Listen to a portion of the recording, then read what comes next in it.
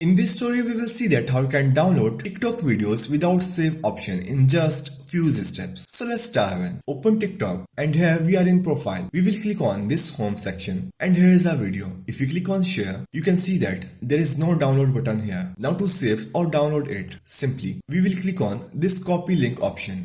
Click on that and our link will be copied. Now simply minimize it and here I will open this. I will give you detail about it at the end of the video. So open it and it will show you this dashboard. You have to click on this paste and your link will be pasted. Now simply click on download. It will show you these three options: without watermark, download with app, or download MP3. You have to click on without watermark and then it will show you this downloading, and here you can choose where to download and click on download. You can see here our file is downloaded. Now if you open gallery, here is the video. Now to get this, simply open Google and search for TikTok video download. Search it and you have to open this first website. I will also show you that how you can add this into your home screen. Open it and here if you click on these three dots, you will find here add to home screen. Click on that and click on add. Now if you minimize it, it will show here.